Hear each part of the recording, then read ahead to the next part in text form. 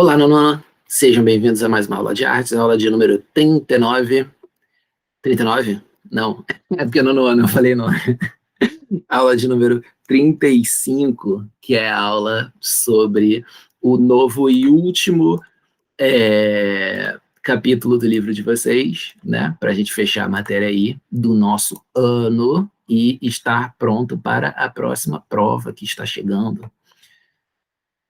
Estou começando aqui a visualização, né? É o capítulo 8. O capítulo é Arte para Mudar o Mundo, que é falando sobre, né, a capacidade que a arte tem de questionar coisas da sociedade, né? Sobre a capacidade para tentar imaginar ali um mundo melhor, né? Através de uma das coisas mais gostosas que a gente tem da vida, que é a arte, né? A gente imaginar que o mundo também possa ser gostoso dessa forma, né? Que a gente possa reduzir os problemas de trabalhar, os problemas da violência, os problemas, né, sociais, desigualdade, etc., os problemas das nossas vidas pessoais. Então, todas essas coisas elas são discutidas pela arte, né? E existe essa possibilidade da arte mudar o mundo, digamos assim, né? Quer dizer, tem gente que não acredita, né? Mas eu acredito. Eu acho que a arte inspira as pessoas e as pessoas inspiram, as pessoas constroem esse mundo melhor ou não, então faz sentido a gente investir na arte, né? Apoiar a arte com esse objetivo. E aí o livro vai começar falando isso sobre um dos momentos nos quais isso ficou mais claro, né? Que é ali os anos 60, 70, início de 80, quando você estava com muita força dentro do mundo, né, o gênero musical ali do rock and roll. E o rock and roll, ele tem essa característica de ser muito crítico, de pensar muito a sociedade. Então, principalmente o rock and roll daquela época, ele estava repensando tudo, ele estava repensando o tipo de família, o tipo de trabalho, o que os países fazem uns com os outros, né? Tinha o lema paz e amor ali, que era muito presente no movimento hippie, que era algo relacionado ali com o rock and roll. Então, você tinha uma discussão muito grande de, cara, por que a humanidade está tão ferrada, né? Vocês estão vendo dentro de história que era a época que estava rolando a Guerra Fria. Então, os Estados Unidos estavam dentro da Guerra do Vietnã, por exemplo. É uma das guerras mais icônicas, assim, porque os Estados Unidos não conseguiram ganhar rápido como eles acharam que eles iam, né? Então estava morrendo um monte de americano nisso, também estava certamente morrendo um monte de vietnamita, né? Porém, a sociedade americana olhou para as perdas que ela estava tendo e viu quão sem sentido era aquela guerra, né? Por conta dessa rixa idiota que tinha ali contra a União Soviética. Então, especificamente os Estados Unidos, que era o ponto central do rock daquela época, né? O ponto central do movimento hippie e o ponto central da música no geral, né? Dentro daquele contexto ali surgiu essas críticas todas, porque a arte sempre concorda, né? Ou discorda, ou conversa com o que tiver acontecendo ali na vida, seja lá o que for, né? Então, o livro vai começar falando sobre esse momento, que é um dos momentos mais claros no qual a arte sentia que podia mudar o mundo, né? E o símbolo maior, talvez, disso tenha sido o Festival Woodstock, que aconteceu ali nos Estados Unidos, né, em 1969, juntou vários artistas icônicos ali da época para lutar pela paz e divertir também com música, né? Com as convivências entre as pessoas que estavam lá e etc. Então, isso tudo faz parte de um contexto maior que a gente chama de contracultura, que é um tipo de. Que eram as várias culturas ali na época, né? Moda, comportamento, a música principalmente, né, mas as artes plásticas, etc., tudo se orientando no sentido de questionar a vida ali dentro do capitalismo, sem uma vida de felicidade, né, que você vive para trabalhar, trabalhar para pagar os boletos e paga os boletos para poder viver. Então você só fica nesse ciclo para sempre, né, que é uma coisa triste e que a vida tem que ser mais do que isso, porque senão não vale a pena, né? Então, isso se manifestou de uma forma muito plural ali pelo mundo. Você tem várias contraculturas diferentes em vários lugares. Aqui na América Latina, por exemplo, a gente tem uma contracultura muito forte, mas a gente vai ver isso mais na aula que vem, né? E uma das formas mais conhecidas da contracultura é o movimento hippie, que é esse que eu falei, que é muito forte nos Estados Unidos, né? A galera revia ali formas de se vestir, formas de lidar uns com os outros, né? Eles tinham esse lema paz e amor, porque eles queriam focar nas coisas bonitas e simples da vida, né? Então, você simplesmente quer estar ali com aqueles que você ama, né? E amar muitas pessoas, né? Tirar um pouco as amarras de quem que a gente ama, quem que a gente não ama. Tratar todo mundo de forma pacífica e legal, entendeu? E as roupas, as aparências das pessoas mudam um pouco por conta disso também, né? Você tem mais liberdade, as pessoas usam muita cor, as pessoas usam muitas coisas floridas e, enfim, com beleza ali, né?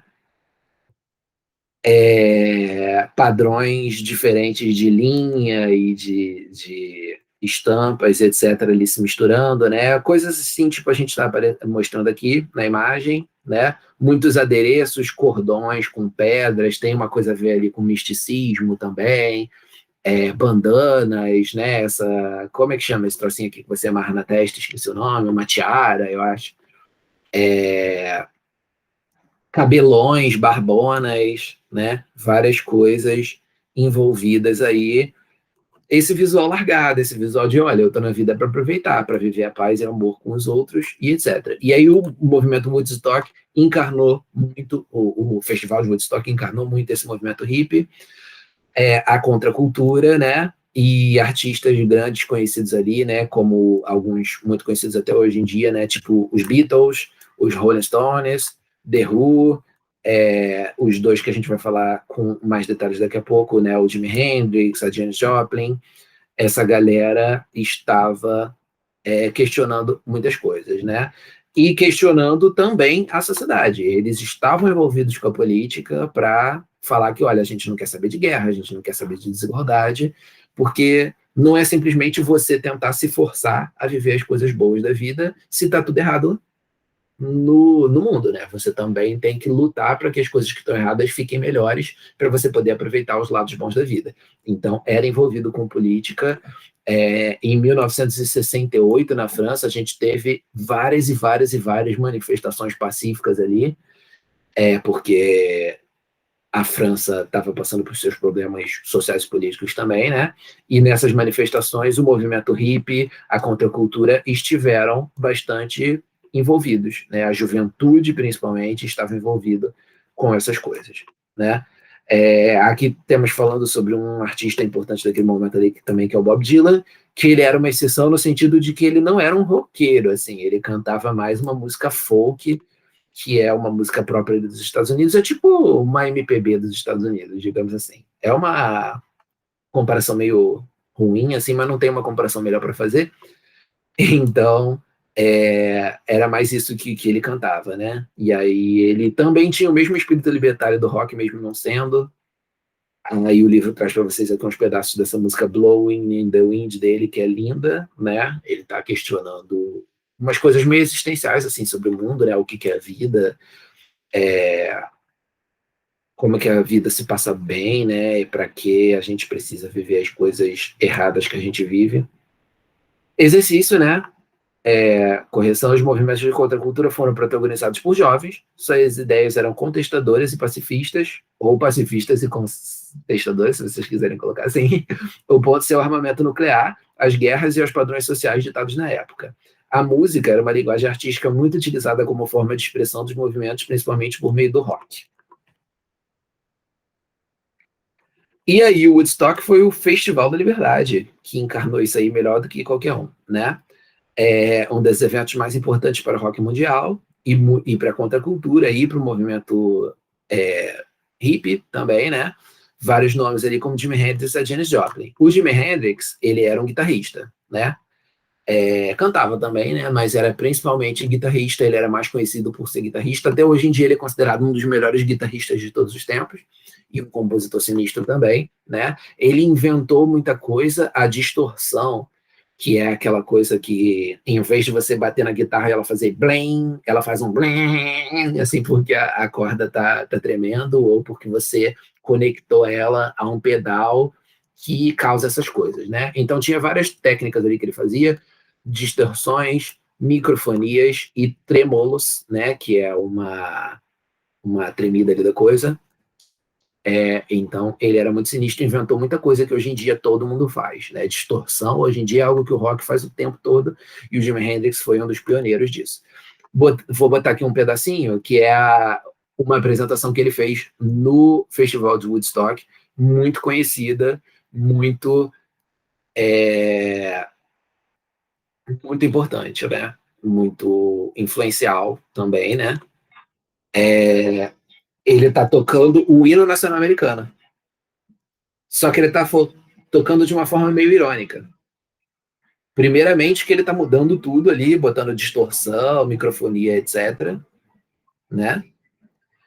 Segundo, que o país estava num momento de guerra, né, do Vietnã e outras, e usando a ideia da nação, essa ideia do nacionalismo, hino nacional, entre outras coisas, bandeira americana, etc., para ele poder estimular a população a apoiar essas guerras. Então, quando você está num festival desse, totalmente contra as guerras, né, com uma galera que todo mundo ali que estava presente não gostava, e aí você toca o hino nacional, você está tendo um sarcasmo, uma ironia, né? Tipo, olha, o país é outra coisa, né? O país não pode ser guerra, etc. E aí, o bagulho vai ficando cada vez mais doidão, evoluído. Olha o cara tocando como é que é.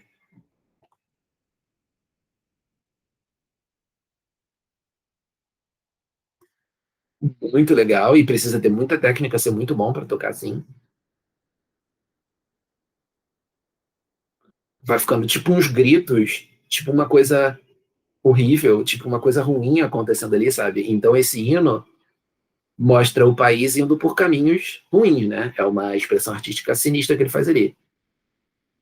Eu não sei se esse vídeo vai conseguir capturar bem, mas também tem uns sons de bomba e de tiro sendo colocados aí no fundo, para mostrar que aquilo ali que ele está fazendo é uma crítica à guerra também, né?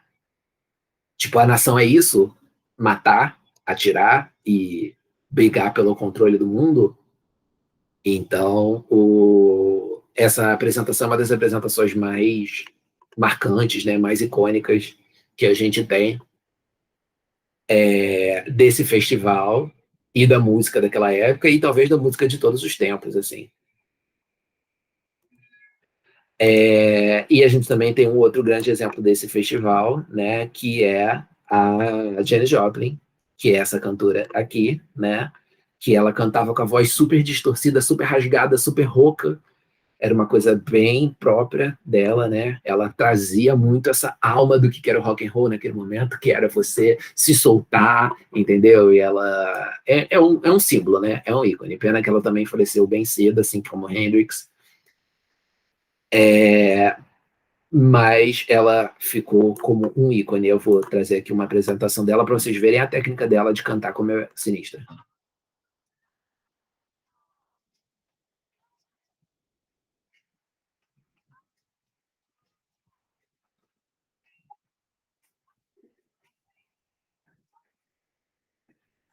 Olha como é roquinha a voz dela, sinistra.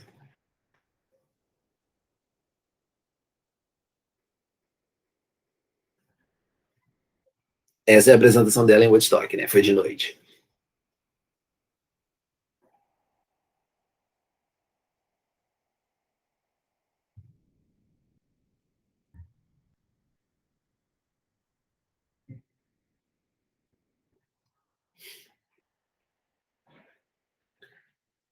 Não é apenas a voz, né? É também as balançadas e a roupa e o cabelo e a energia que ela passa, né? E as improvisações que ela vai fazer ali na hora, o bagulho vai ficar bem livre, bem doido mesmo. É, bem gritado, né, no caso dela também, né? Aos poucos ela vai gritando cada vez mais, tremulando a voz, tipo ela fez agora.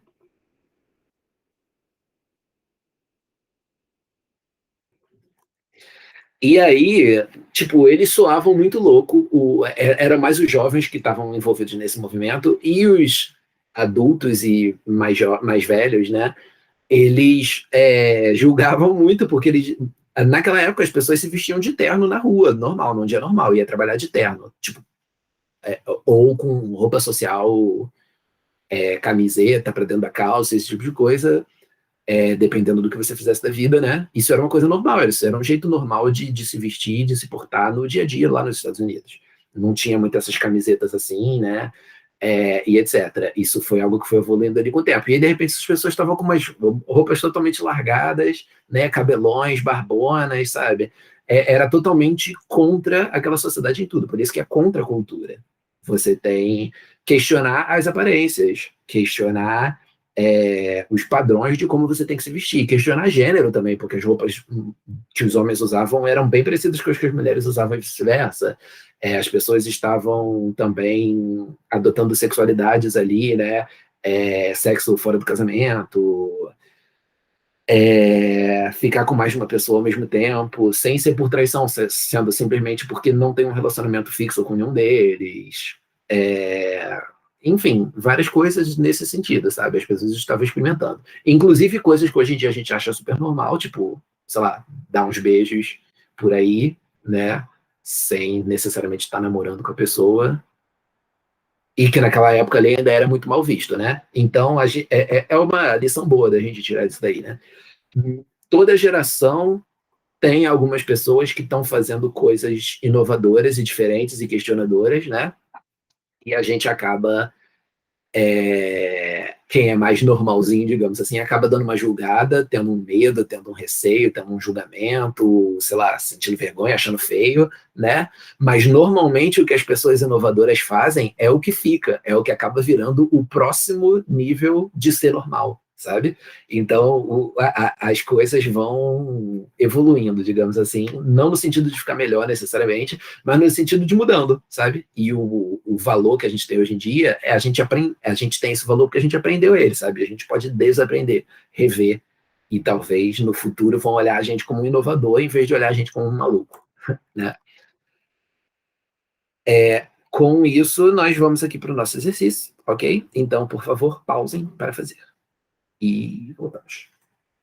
Leia o texto abaixo, complete com as palavras do quadro, né? Vai ser nessa ordem: norte-americana, manifestações, cultura, instituições e marginal. Aqui na página seguinte nós temos o símbolo do movimento hippie, né? Que é o movimento, que é esse símbolo assim, né? Associado à paz e ao amor, mas que ele é feito com base nessa linguagem de bandeirinha aqui que você tinha antigamente, que era feita para se comunicar à distância, né? E aí ele juntava o DN, que era desarmamento nuclear.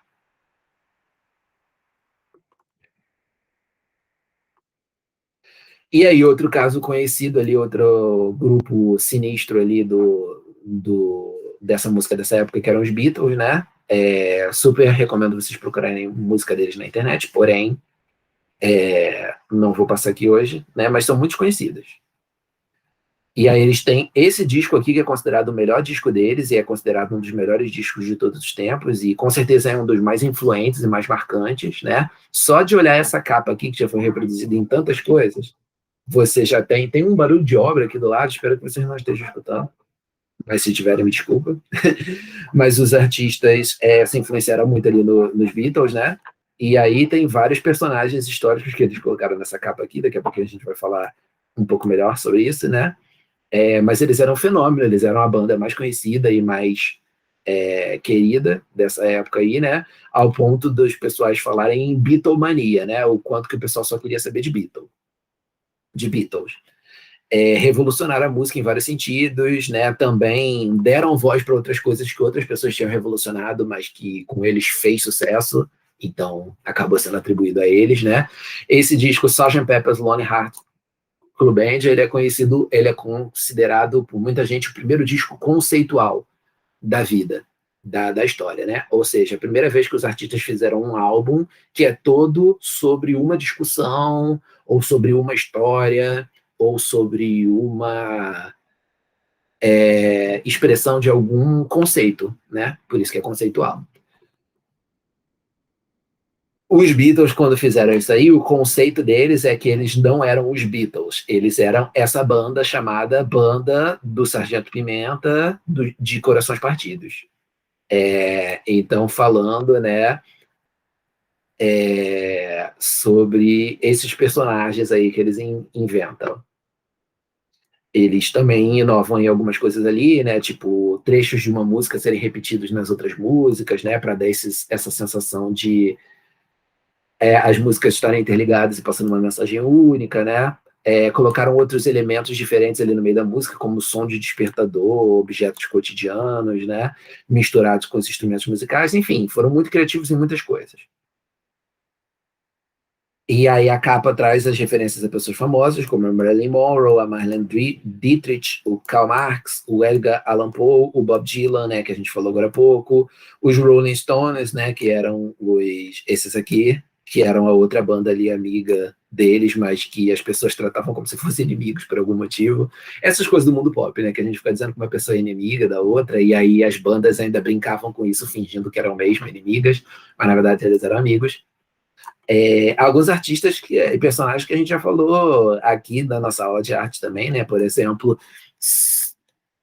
se não me engano, esse aqui é o Charlie Chaplin, né? Super conhecido.